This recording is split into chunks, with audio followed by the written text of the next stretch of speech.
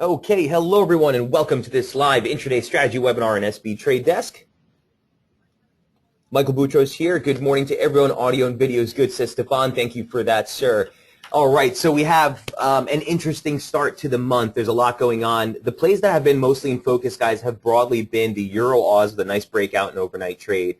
Sterling-Oz did have a long opportunity. It was a little bit messy of a play. We'll go over that, but be mindful of the environment we're in. I really can't stress that enough over the next 48 hours, guys. You're heading into a holiday weekend. Europe is closed on Friday and Monday.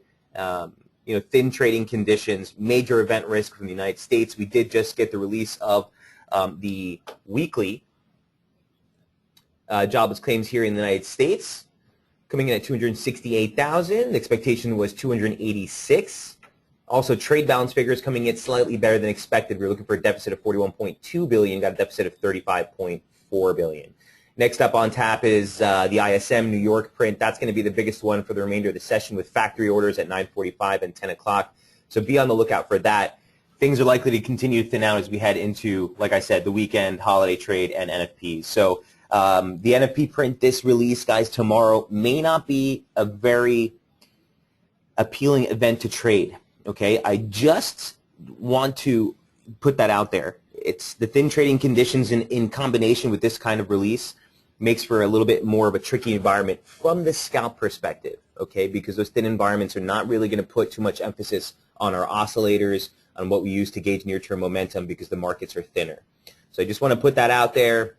If you're someone who doesn't want to trade event risk or is not really a big fan of the real surge in intraday volatility, tomorrow is going to likely be a day you're going to want to sit it out. If you love it, like we do, it's going to be an opportunity that we can possibly trade, but I just want to warn you, again, spreads could blow out. You could see thin conditions really mess with our scalps. So with that in mind, we're going to stay super, super nimble. Again, on a typical print, we'd be covering this on NFPs, guys, but with the holidays and the thin trading conditions, I'm not really going to recommend that we get too involved with tomorrow's NFP print with where we are, both positioning in the month and with the holiday. So with that on mind, let's go over the scalps that we've been following on the intraday page. Before we do, quick update on what the dollar is doing. Here's a nice quick update on the dollar performance as we head into the U.S. session. Euro, Swissy, Kiwi higher on the session. Really, it's the Euro block with the Swissy up 0.5%. Aussie with a real drop-off in overnight, 0.74% to the downside here. Cracked Euro to the top side. You can see Euro is one of the top performers. Aussie is the weakest performer. Euro Aussie was a beautiful play with a break above that 41.75 that I noted in the report. So we'll go over that as well. All right, let's jump into the chart. So first things first, here's Euro Yen where we were yesterday. My least favorite, the bottom line here, the bullish, invalidation level was right where we were sitting. Okay, is the opening range low for the week. It's a 618 key retracement at 28.75. If you look at the daily chart, real critical area of support here with a nice pivot in price on a close basis, very, very clear. So the risk was, for a little bit of a rebound off this region. RSI was holding 40 as support here in momentum. We noted that in the report, and you had a trigger break that inevitably gave out and gave us the top side pop here. Okay, that cleared with that move, guys, was the clearing of basically that swing high that we put in the U.S. So the mark would have been a break above 128.95, 129 essentially, and that was with a trigger break taking us back above 50 after a 40 hold. The longs are at risk at this point again, real short term, guys, right? You got that median line formation right off the highs. If I zoom this out, you can see that coming right into view. We added this on Tuesday. You can see that coming right into view here as near-term resistance right around 129.60. By the way, on the intraday charts, I don't know if you've noticed or not, but you can also go back. I keep the last 3 days on tap for you. So any changes that we've made to the technical levels, you can see is added right here. So for example, this pitchfork wasn't here on the 30th, coming to the 31st. There was the addition of it right there, okay, after we had made that high and pushed a little bit lower.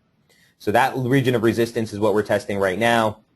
Again, longs are at risk. The basic premise for a breakout on Euro Yen to really favor a more conviction topside would be 130.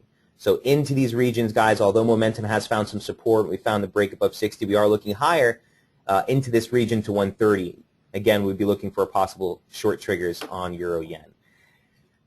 Not going to lie to you, I haven't taken any positions on this since earlier in the week. Over the last 2 days, it's kind of been a chop fest, as is obviously the case when you head into these event risks, but everything as far as the levels are concerned are clean. One thing I did want to know, I got a question in overnight trade. I just want to know, guys, these circles are highlighting the levels, okay?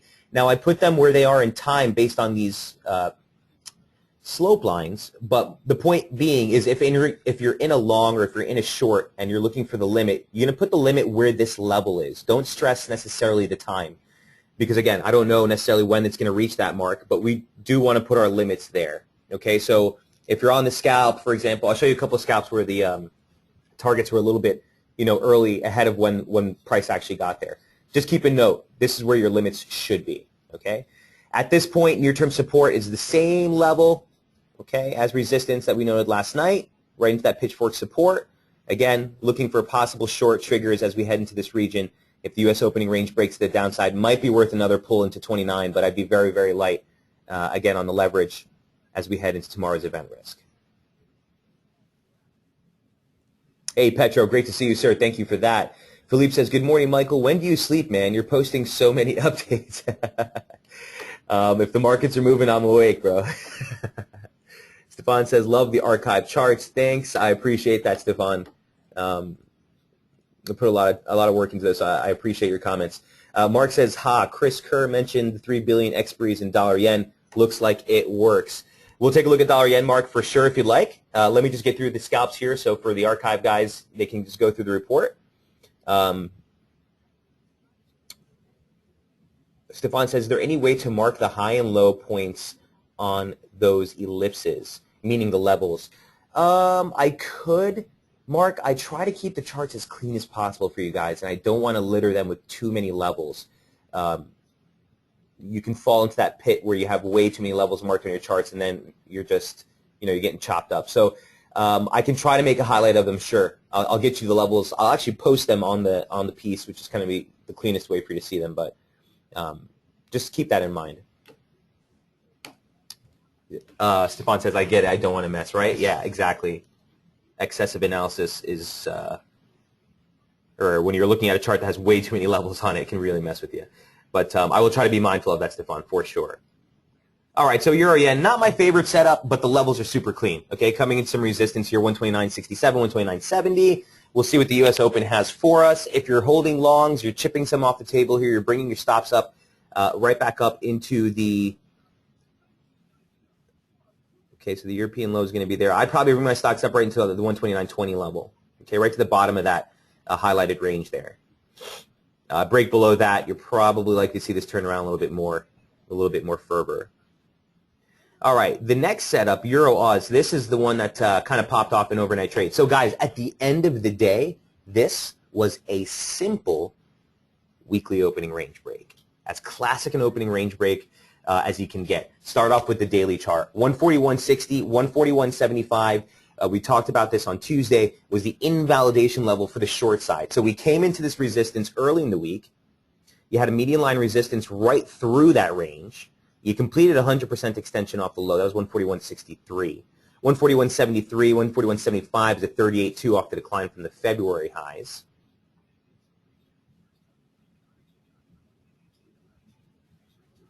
Which was the high for the year. So basically this one retracement is taking into account the 2015 range, okay? And you had a momentum at 50. I mean, this kind of setup doesn't happen very often, but it's really, really clean. Now, this is where our strategy is strengthened, guys. A lot of you may say to yourself, well, Mike, you were looking for the short off 141.73, right? And it broke.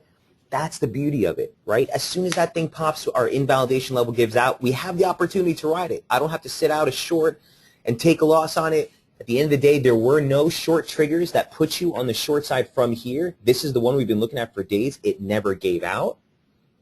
And this is why we have to sit out some of those ranges. So early in the week when we were looking at Euro Oz and you're getting itchy trigger finger, yeah, we did actually try to press a short off 41.75, which we closed out.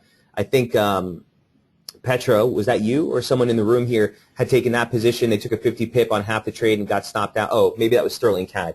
But in any event, you could have squeezed out some scalps, but at the end of the day, the conviction only happens with the break of the weekly opening range. We put in a low, tested a high on Monday, Tested the low on Tuesday, rejected the high on Wednesday, break of the high, looking for that Thursday, Friday high, and we're getting it.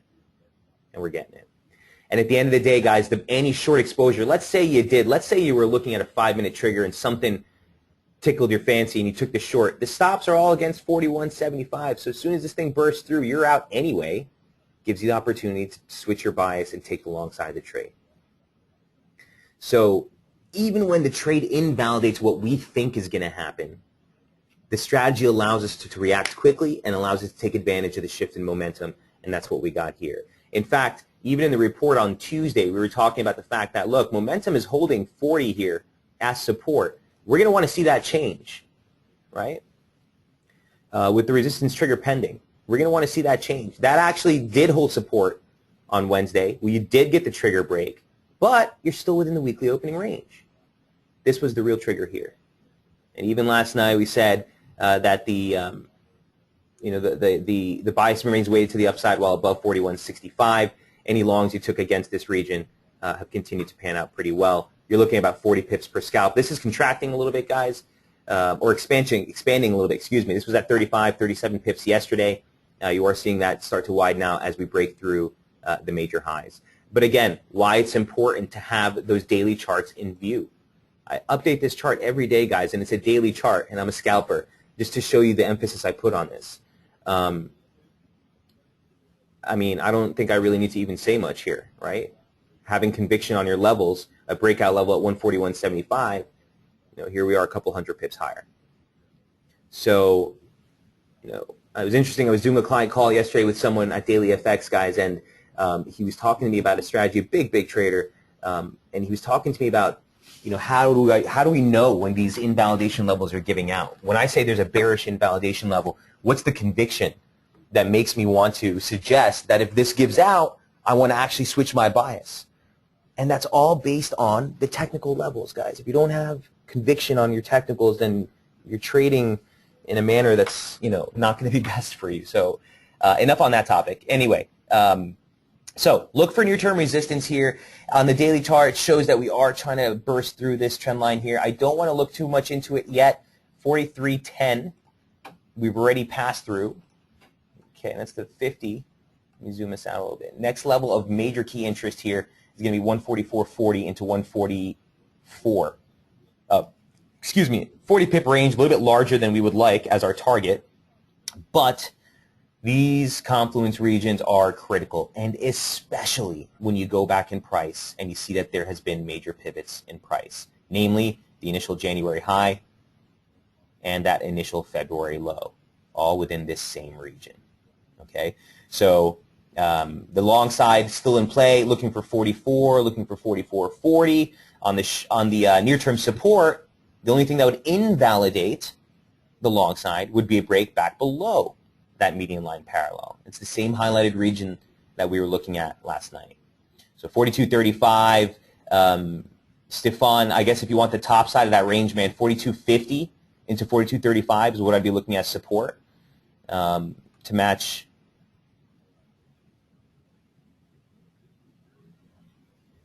To match essentially the cash market open here for Europe, or around 42.50, okay? And then that soft target at 42.35 we noted yesterday. Any interest in a short from here, Stefan? So, Stefan, I would be looking for a short into 44 if we can get it, or if the U.S. opening range sets up and you get a 9:45, 10 o'clock break to the downside, it might be worth a short into 42.50.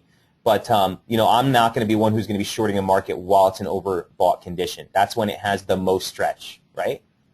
So if you look at this move right here, the bulk of the move actually happened from here to here. That's the entire time RSI was above 30, above 70. So if anyone, if you go online and you see people, oh, it's overbought, it's time to sell, well, they're probably trying to press the trade at the worst time. So that's not a habit we're going to make here, Stefan. But listen, if this thing heads into 144, you get a 70 crack on the way down, and we take out this trigger, sure. Yeah, there's no problem trying to play a scalp to the downside from there. Make sense? In fact, Stefan, let's just take a quick drill here. Let's just look at what Euro Oz looks like on the intraday, on the 5-minute. Maybe there's something appealing going on here. So even on the intraday, guys, even when you're looking at a 5-minute chart, dress your, this is still a 30 actually. But go ahead and dress the chart, you know, give some guidance to what you're looking at so you have some reference. So this is the 5-minute. Let me just zoom this out real quick.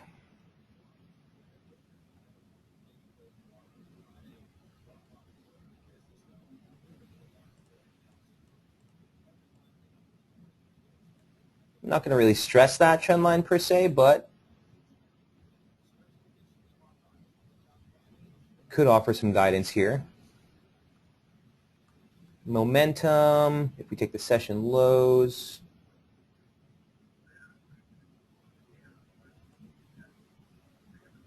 There's a trigger right there you might want to look at, heading into US. Getting some divergence into the highs. One thing I do want to note in divergence, I tend to say this a lot, but it's important, I think, to keep in mind is divergence is above 70 and sub 30 are going to be your weakest signals. Meaning, I'm not going to put too much emphasis on a turnaround here if we see divergence while we're above the 70 region. Turns out, point in fact, if you go back in time and you look historically, the closer the divergent signals are to 50, the stronger the signals are. So, you know, if we had divergence with one signal, one high or peak above 70 and then the other one, say, below 70 or at 30 or sub 60, for example, that would be a very strong divergent signal. But all the peaks above 70 put very little emphasis. This can continue for months. Okay, let's just put things in perspective. Maybe not months, but weeks upon weeks, right? There's no limit to how long it can continue to peak into 70 here. So you don't want to necessarily use that as a divergent signal, although it is technically a divergence, right? Not proving or not confirming an extreme in price. So we'll be on the lookout. That's what would interest me, Stefan, on the short side. Does that make sense? No man's land right now, says Stefan. Yeah, I mean, I wouldn't say no man's land per se. We're right in the middle of a range. So right now, support, you still have some room to the downside. You don't have really anything to put a stop against. On the resistance side, 144 looks pretty darn sexy. So I would like to see this go up into that region if we can. I just sold, but because it was 100% of the fib expansion. So which expansion were you looking at, right? The 100% is at 141.75. You tell me what expansion you're looking at there, Mark. Stefan says, yes, great, thanks. Hey, you're more than welcome. Sandy, great to see you.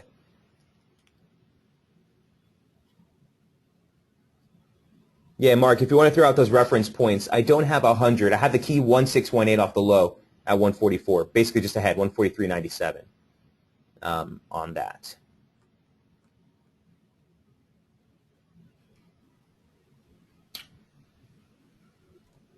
All right, so any questions before we move on from the Euro-Oz? Didn't exactly play out as we expected. 141.75 gave out, but long side has been just as fruitful.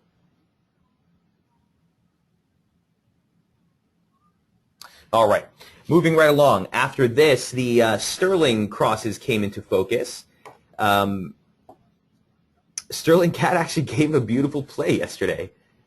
He says, oh, okay, here, Mark. No worries, man. We can go back. He's saying 138.71.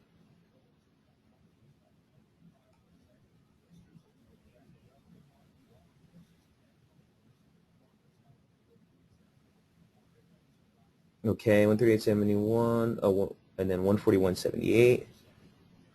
And then, okay, I see what you're doing. You're looking at this one right here.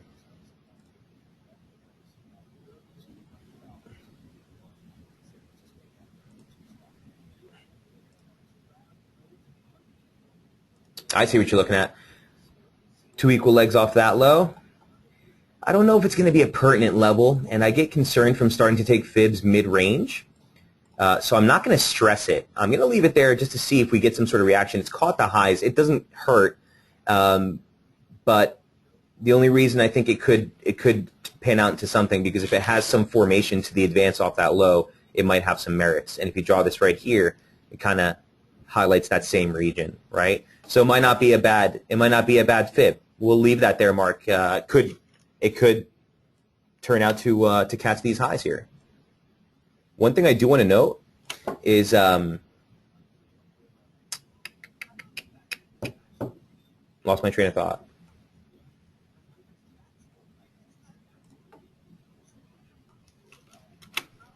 Right. One thing I do want to know is we don't want to start, like I said earlier in the webinar, we don't want to start tacking on too many levels, right? Remember the objective basis. A quarter of our ATR is 40 pips. So broadly speaking, when I'm mapping out my levels, if there's a level that I came out 50% of the decline into a big figure at 43, that's important.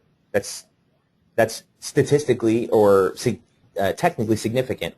So I'll leave that as a big level. Well, I'm looking for a quarter of the daily ATR. Well, the next level up is that huge confluence region, right? So I'm not sure I want to necessarily tack on a level in between and distract me from that major key resistance. So that's one thing I'll note about adding these mid-level extensions. Guys, I mean, if we pick out enough reference points, you know, you can find a fib anywhere, right? So we want to make sure that we're being as objective as we can. I try to use only major key highs and lows as far as the extensions are concerned, and retracements are always going to be, you know, objective. In my mind, a retracement is not really something that's, you know, subjective per se. It's, you have to use major key highs and lows. So looks like we're going to see that 44.40 or the 144 handle rather soon here on this break. I see your comment here, Stefan. But does that make sense, Mark? He says, you are right. Too many levels make you crazy. Exactly. And then you start getting chopped up, man, because you're starting to book profits way before you should. It's breaking a level, and if you're short and it's going through that, now you're thinking that you're invalidating. So make sure we stay objective as we can. If you get too granular, which is the reason we jump on 30-minute charts, you can do yourself some harm here. Also, Mark, I know that the 100% was there. Not a reason to take a short, right? We need that signal. And we just noted earlier that we're in overbought condition. That's not going to be a time when we want to start fighting the market. So just keep that in mind. Hope that helps, Stefan. Watch 144, 144.40, near-term resistance, and possible nice entry for the short side. So back to the Sterling CAD. Here's what Sterling CAD looks like on the daily before we jump into the 30-minute. All right. And the major key focus here is that 2014 low, 86.66, or the 2014 high, excuse me, at 86.66.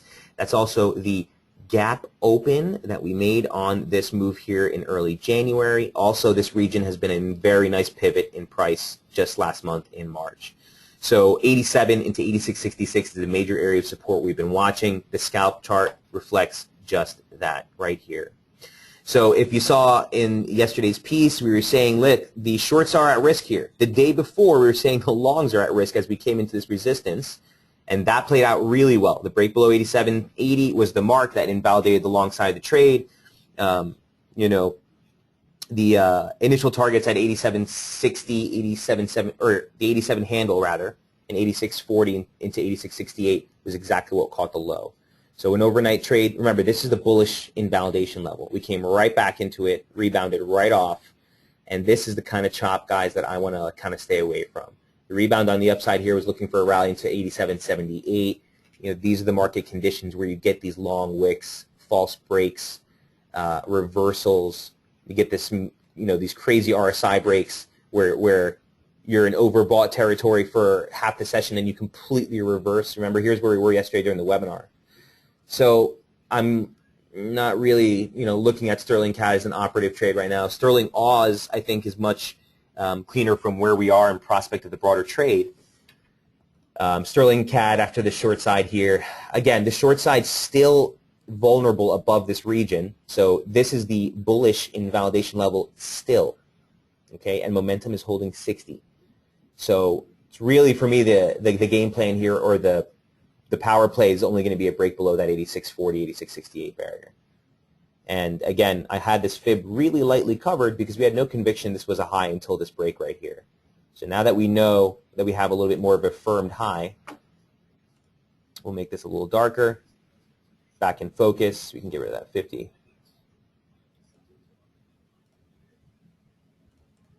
All right. A little more clarity here on downside break, looking for about 85.80 here on that move. All right, we'll be looking for like this pocket into former resistance.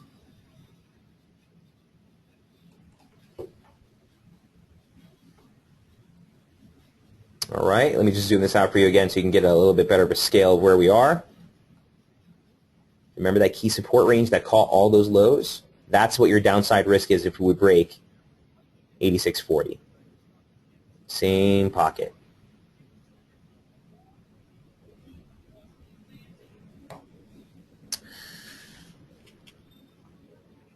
Eileen says, glad for the level discussion too. Many are confusing. Thanks for that. Yeah, so I try. Okay, so Eileen, if there's ever a level that's on the webinars that we're going over here that doesn't make sense to you, feel free, guys. There's no faux pas here. Anything goes. So you let me know what you want to look at, what questions you guys have. We'll definitely delve in.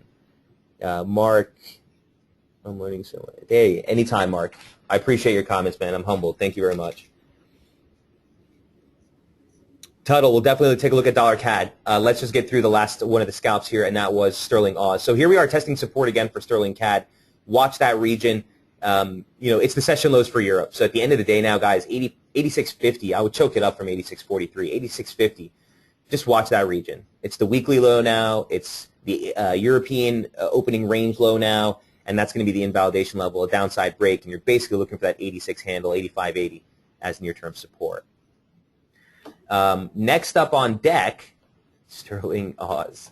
Slow burner, but nonetheless, this guy's wicked. So guys, the break above, a very, very simple setup here as well. Very similar to the one we just looked at as far as the Euro Oz with a very clean opening range break for the week. This one wasn't quite as clean, but the levels played out pretty well. So for the daily chart, here's what sterling Oz looked like yesterday. 94.60, okay, was a 618 off the decline from the March swing high, which was the March high actually.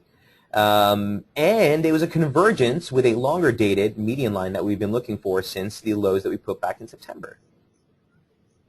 Highlighted region, momentum broke a trigger, you're looking higher. Okay?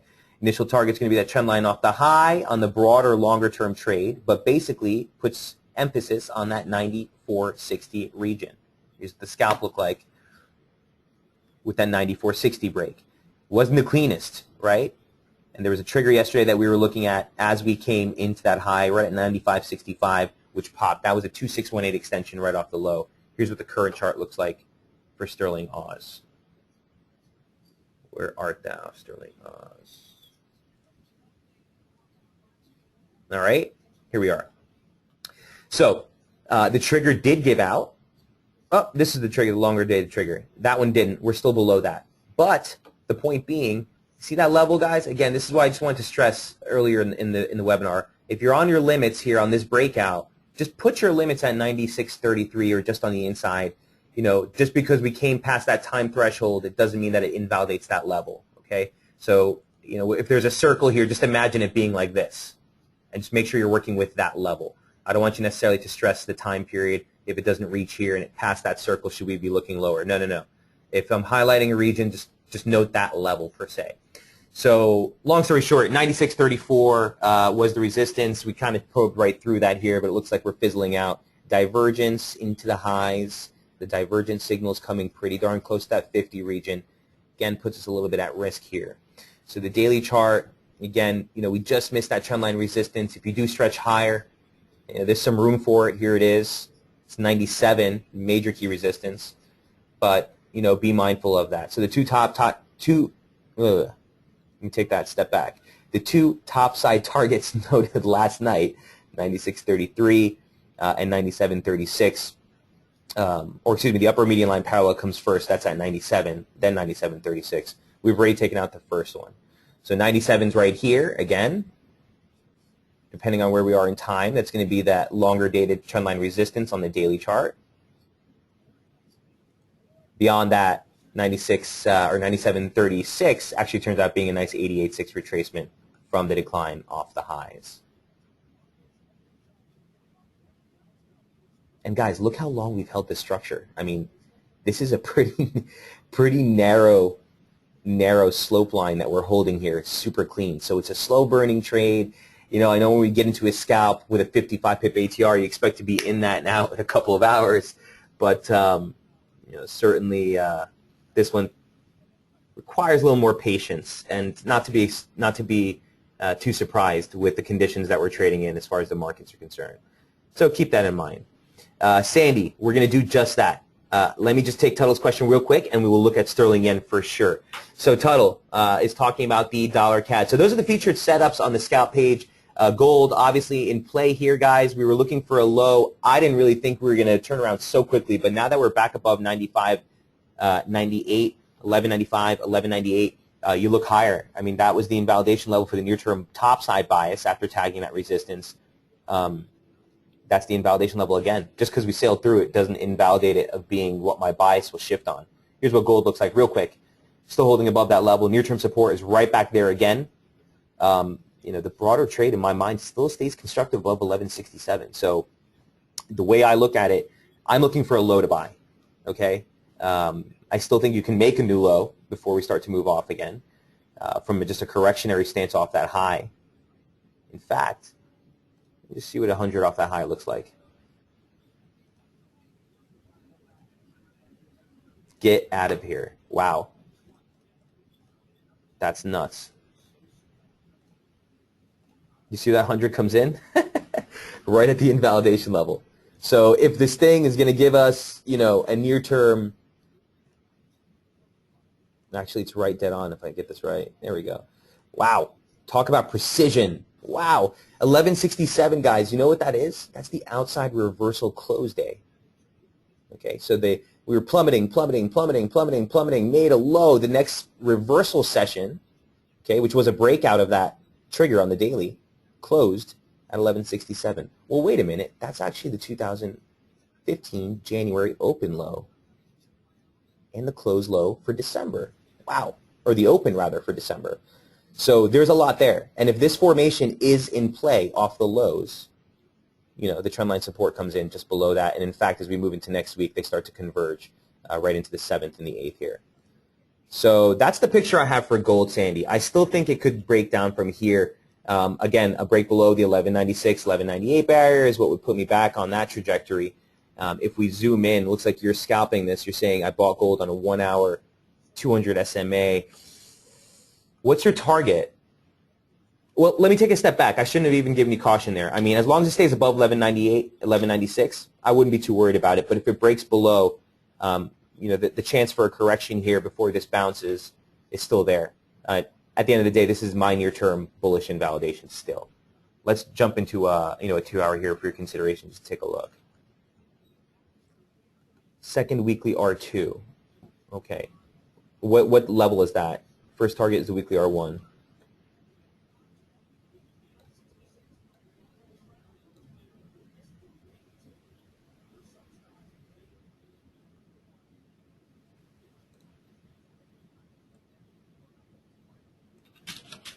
Ooh. Okay.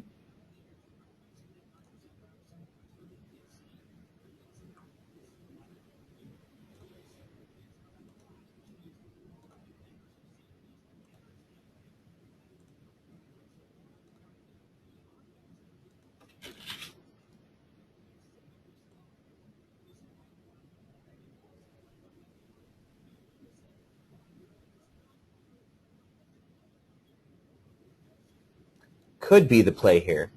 I'm going to put this as a dash proposed pitch fork, excuse me, on the near term. Watch that, Sandy.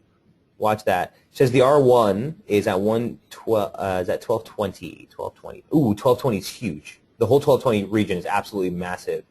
And the W weekly R1, I think you mean the R2, is at 1240. Also a huge region at 1245. So I do like the levels that you're looking at, actually.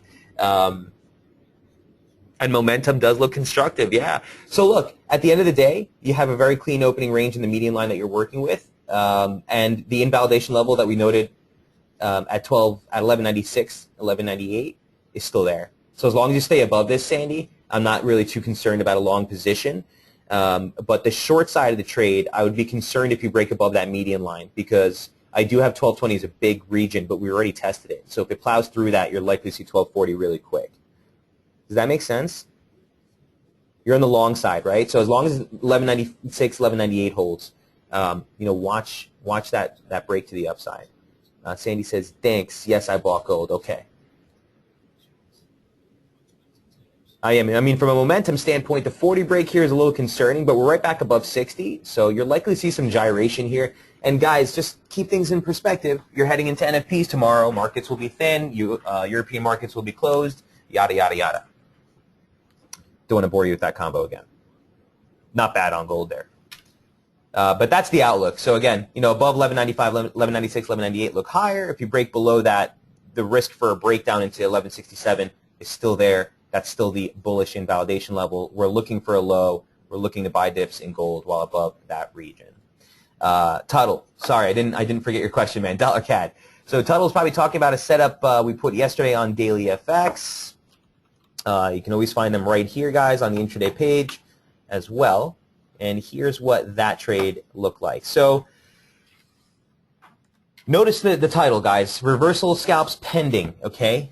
We're pushing into a resistance level. The initial pitchfork that we had on the report wasn't really the one that held, okay? So here's what we were looking at yesterday. Much steeper pitchfork, just using the reference points off the highs. Here was that resistance level. Again, stress the level. Don't stress the time. This one hit way later. So the level was 2640 to 2646. We probed just above it just now, and it looks like, okay, the opening range lows for Europe come in right around these levels. Long story short, we're looking for the short side of dollar CAD, guys, and that's not necessarily just to play the dollar short. It's just the broader setup is pretty clean. So specifically off the daily chart, where we peaked right here, 2786 is actually the high close for the year. 2797 is obviously the stretch high that we made for January. Got a pin bar there as far as with the formation's concerned. Momentum continuing to hold that slope line to the downside. We're basically looking for a 50 break here and a move below 25 to validate a near-term turnaround in dollar CAD. We've been consolidating in this range for well over 2 months at this point. And with what the dollar is doing, we're at risk. We're at risk. Here's what the dollar index looks like today, guys. Focus is still on that godforsaken support range. Again, right now coming back into focus, especially as we head to tomorrow's NFP print.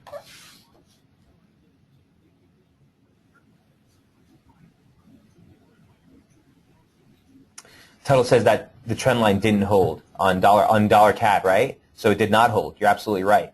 A break, which is why we always have our key levels still mapped out. The break here, 50, and a break of the trend line, you're looking for resistance at 2640, 2646. That's exactly what you got. Okay, so the guidance of the two, and the combination of the two is really what Tuttle we focus on, right? A little bit different, where the swing trades, you have some room there because you're working with 30, 20, 25, 35, 40 pip stops, and you have a larger risk-to-reward ratio, so you have that room.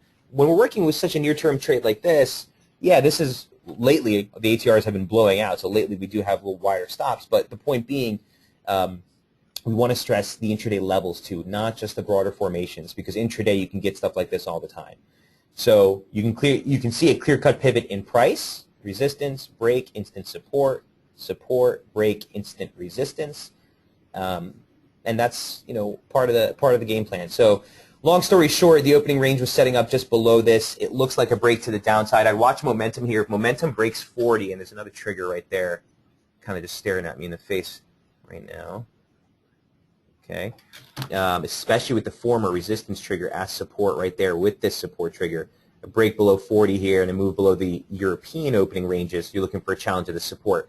I'm not really sure it's worth playing this range, guys, ahead of NFPs tomorrow. These moves can fizzle out real quick on thin trading, so I'm just going to caution you. But that is the near-term support that we need to get through to open up a decline into the 125 handle. The 125 handle, as I noted yesterday, a little bit more of a significant barrier. And on the daily chart, that's highlighted right here. It actually goes a little bit below 125, but there's a lot of things that I'm looking at. You also have this upper median line parallel.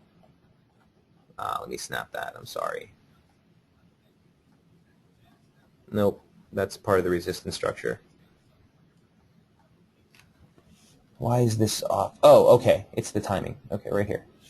All right, so you have the current median line off the high, 2490. You got the basic trend line support off of the November low.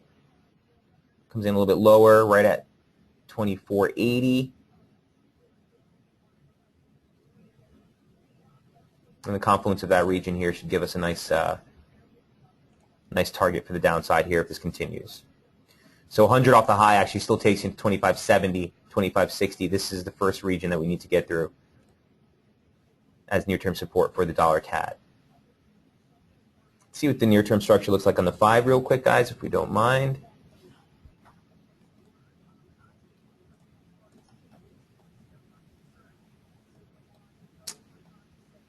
Yeah, Tuttle, I probably should have looked at this one earlier with you. There was a trigger right there. 3-point trigger, pretty nice. That divergence into the highs with a trigger break, 9 times out of 10, we take that position.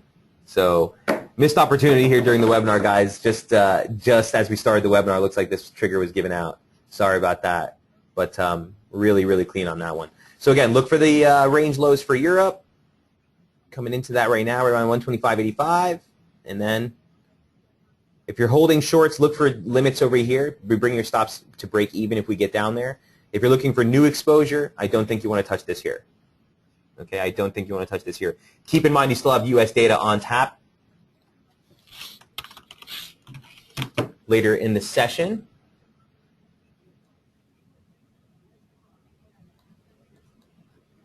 Okay, ISM data at 9:45, factory orders at 10 o'clock. Still good. Could get some play on the dollar crosses, but with NFPs on tap, I'm reluctant to really jump into those.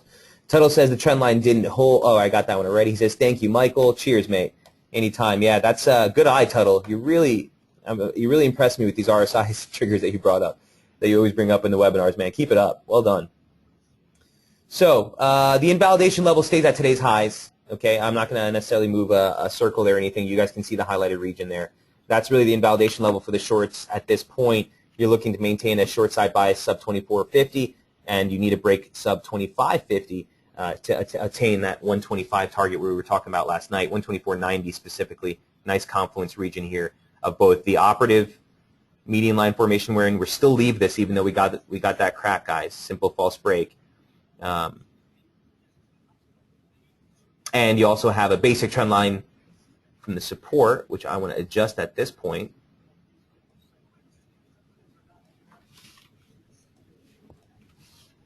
Probably not going to match up. Yeah, so we're not going to stress that anymore. And this is kind of the big boy here, the big player. That trend line or that median line off the high also comes in right around those regions.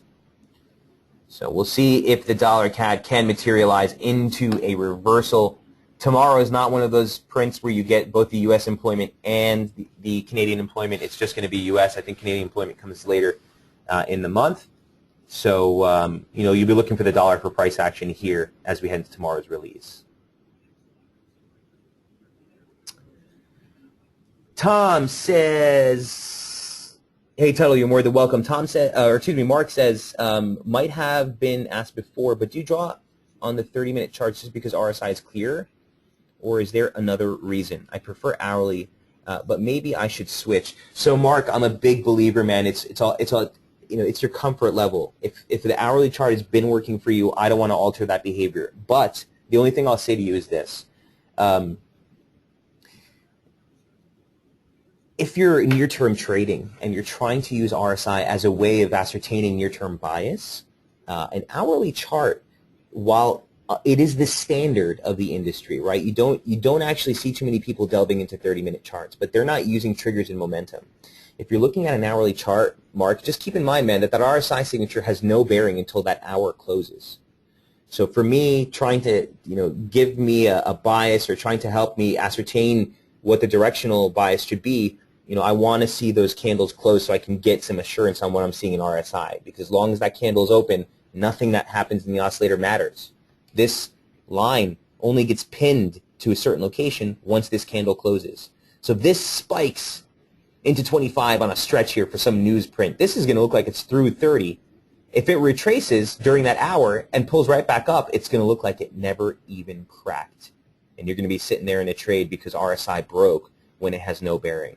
That's one thing I do want to take into account as far as going from a 30 to an hourly. The other thing, Mark, is, and again, this is preference, I want to see as much price action as possible. You know, if there was a way I could zoom out a 5-minute chart to daily bases where I could see that price action without it being a complete clutter fest, I would do it. But obviously reality, you know, is that I want to see as much price action as I can. So if I bring it to a 30, it gives me a little bit more color on what happened during that hour, whereas an hourly chart will completely mask the intra-hour price action. So Mark, that's my only reservations for using you know, a little bit farther out. I do consider hourly charts 100%. They are critical when trying to ascertain reversals. So I like using the hourly close bar reversal. So if you make a high and it reverses, that reversal candle, the close of the hourly, sometimes can be a significant support or resistance region rather. Same thing on the downside. So if I see a low like this, for example, in price, I'll just jump into an hourly real quick. Where's the reversal candle? Here was the reversal candle. Here was the reversal close. That's near-term support, 126. Okay? So these are things I'll do for sure. But when I'm actually looking to map out the levels, I'm looking for my fibs. I think a 30-minute just gives you, a little bit more color on what intraday price action is doing. Make sense? He says, okay, gotcha, understand, right. All right, cool. Tom says, I think I asked this before, but is there any way you would consider saving your charts as a downloadable snapshot file so your subscribers could easily update their own charts? Thanks. So Tom, I don't want to get into that habit. I think someone has asked that before. There's a couple of reasons I don't want to do that. I don't want to spend too much time talking about it, but basically it's this. I'd rather you guys really learn what we're doing here and be able to replicate these charts on your own than necessarily just feed them to you. You can teach a guy to fish, he'll never go hungry again, or you can give him a fish and feed him for a day, right? That's one mentality. The other thing, honestly, Tom, is the charts are being updated throughout the course of the day, literally. As price action developing, I'm updating these charts. If I go down that road, you guys are going to have to download those charts like 3 or 4 times a day. Finally, Tom, the major thing is there's not everyone here is using MarketScope, right? We have traders that are on TradeStation, Mirror Trader, Options Express. We have traders that are using across different platforms, not just FXCM. So we'll try to keep it on an even keel. I appreciate the question, though, guys. Feel free to throw out any suggestions that you do have. The site is still in beta, so we are still working. We're going to be doing some formatting changes this weekend, trying different things out on the intraday page. Again, I really appreciate all and any of your feedback, guys, whether it's via email or whether it's via here on the webinars. As we go ready for full launch, we want to make sure that we're offering a product that really answers and caters to what you guys want to see. So keep those feedback emails coming. They are being taken into consideration for sure. Andy Smith says, I got out a dollar cat scalp. Could we still shoot for a re-entry short? Sure can. Yeah, sure can. Into the U.S. session. We'll have to see. I don't like where we are in time, Andy. So if you do take a trade, if I take a trade, it's going to be a quarter of the leverage I typically take. And you better believe, as soon as we come into that 30 pip, 35 pip ATR, I'm taking it right off. Like I said yesterday, guys, I tried to give you a caution on the intraday page at the very top. This is the type of trade environment where you want an all-in, all-out basis. And what I mean by that is, a lot of times we talk about taking the scalp, and initially, on the entry is the most important thing on the scalp, right? As you come into a support, quarter off the trade, bring stops to break even, another quarter off the trade. That's not what I'm doing in this environment. In this environment, it's all in, all out. You don't have that flexibility. You have a lot of chop and range conditions among thin liquidity into a holiday. You want to be nimble, okay? You want to be nimble. You want to reduce your trade leverage, and you want to be all in, all out. So just keep that in mind as we head into tomorrow's print. We will keep you updated on the real-time newsfeed, on the SB Squawk, and if any pending positions do come up on that. But guys, sometimes it's just worth sitting it out. I mean, I don't want to be a guy who's taking you advocating staying out of the trade. But look, it's just the time of month we're in. Prudence pays sometimes. We had an excellent, stellar first quarter. Don't want to start off on the wrong foot. If you're a little bit hesitant, if the market, price action here heading into tomorrow is not something that you're comfortable with, guys, it's not a game. We'll sit on the side here. Capital preservation is always paramount, and we're going to only look to take those scalps that give us A, clear triggers, and B, we're reducing our leverage completely. This is where you want to be the most nimble in markets. So I'll leave you with that. If there are any questions before I go, feel free to shoot them on the message board. We can still delve into anything you guys want to take a look at. Again, watch the dollar index heading into tomorrow on that major key support. One thing I do want to go over real quick are the dollar crosses. Give me 5 more minutes here as we head into NFPs. So sterling dollar, I think this thing could be ready to absolutely rip. 147.60 is the level that we were looking at early in the week, right? It's continued to offer some support. You've had a lower high on every attempt, but I think this contractionary range, if you look at the daily chart, just looks like it wants to pop.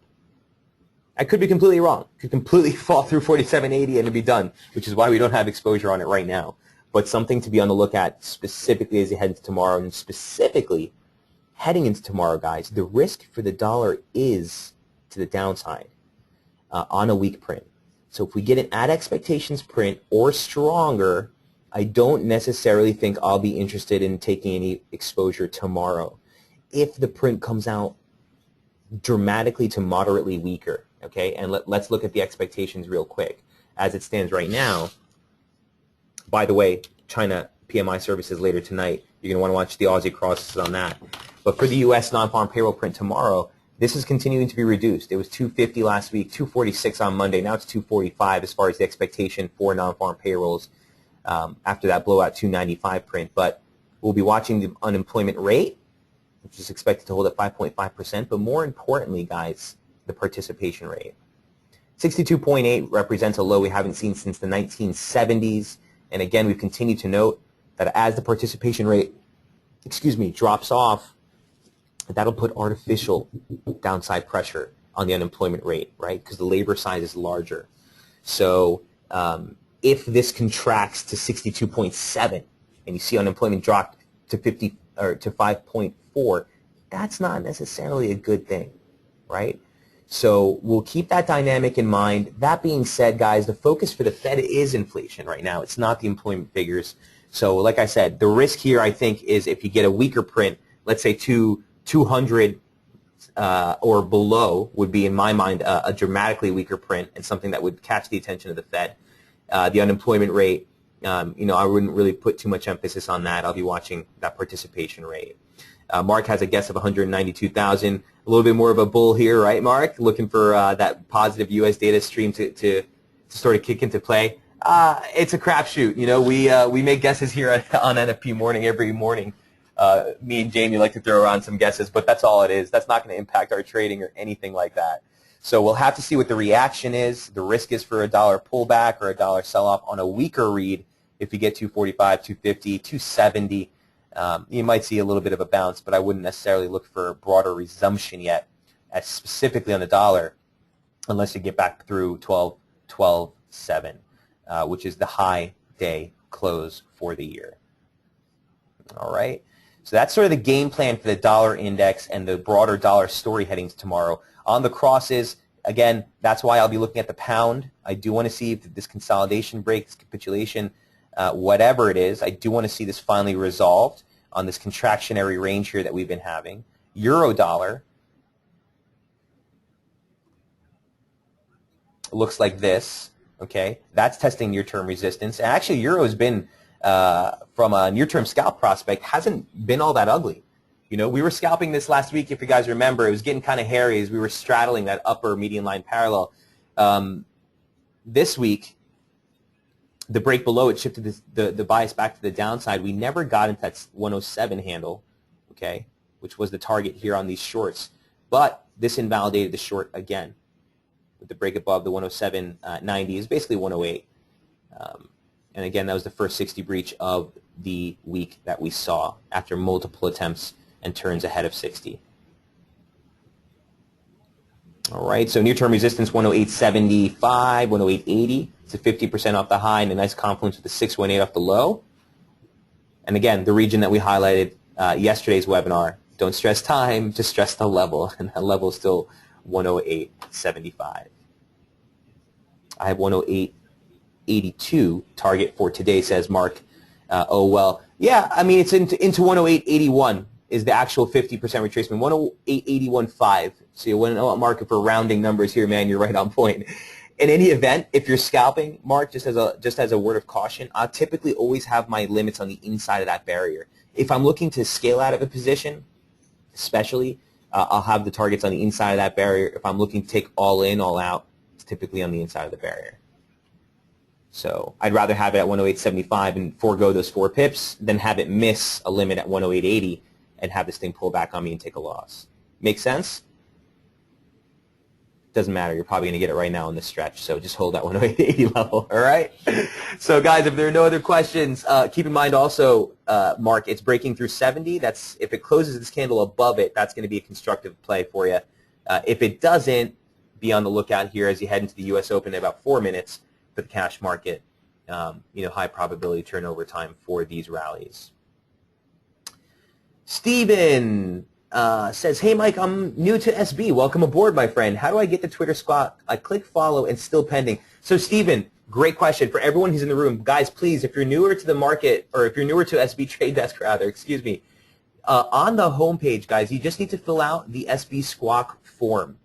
This is the way that we reconcile your Twitter handle with your account. If you go to the SB Trade Desk home, it's going to be right here. For Twitter updates, submit the SB squawk sign-up form. Guys, please just enter your Twitter handle, your email address, and your username for SB Trade Desk. And once that gets filled out, Steven will go ahead and approve that Twitter followership right off the bat. So it's a 2-step process, guys. You got to fill out the form and submit the request through Twitter. And once you're on board, you're locked in and ready to go. So, Steven, first of all, welcome aboard, my friend. I saw your request come through. Just go ahead and submit that squawk for me, that form for you. Let me get you the link, and we will get you all set up. There it is for everyone in the room who needs to get onto the SB Squawk. I think we're pretty at capacity with our, as far as the users that are all signed up being on SB Squawk. There's only a couple that didn't get on there. So, Steven, go ahead and fill that out, and I'll be more than happy to set you up. All right, guys, we're going to wrap it up there. Hey, you're more than welcome, Steven. Welcome aboard once again. Guys, we'll wrap it up there. Best of luck trading tomorrow. Listen, be nimble. Honestly, I don't really expect much. If the number comes out really poor, I'll probably get a squeeze of play out of it, either on the long side of the pound if that breaks. Hell, even the Aussie looks very, very interesting here. I just want to show you the Aussie dollar real quick. You know, that thing is ugly as hell here, but I'm still very cautious of trying to play the shorts from these levels. So remember, last week's scalp was titled the Aussie reversal scalp. I didn't know it was going to be quite this big, but you know, the levels have continued to play out pretty well. So here's what the scalp looks like. This is the operative formation. We're still in off last week's high. Off the scalp report, it's the same exact one. Okay? So don't even think about long side exposure unless you get back through 76, is what gives us the conviction long. This was a preliminary or a proposed pitchfork that we were looking at yesterday. I think someone tweeted this at me also. For the Aussie. Actually, the break did give you a tell. It's not necessarily always a waste, guys, if it doesn't hold. The break of these formations, as short as they may be, also can be a tell on what we're seeing in price and validate the near-term bias. So keep that in mind, but broadly, you know, very cautious of trying to take any short exposure from these levels. You're getting divergence into the lows. Here's the operative topside trigger I'd be looking at heading into U.S. Last but not least, I can't leave without looking at dollar yen. Here's what dollar yen looks like on the daily. Guys, remember, 120.20, still resistance. Trendline support, former resistance, still holding those lows. Here's what the scalp looks like on dollar yen. Getting a little messy, okay? But we're broadly looking at that 120.20 as support, former resistance. And again, the weekly range has been pretty well defined over the last couple of days. So you really, again, the 120.20 break, or excuse me, 119 support, 120.20 is the resistance that you need to break, again, to get the top side back into focus. So watch that range. Also look at momentum since that low we made, 60.40, 60.40. That's going to be a chop fest probably as we go into the NFP print. I'm going to wrap it up there for real this time. Guys, have a great weekend. Best of luck trading NFPs, and we will see you on Tuesday morning. Cheers.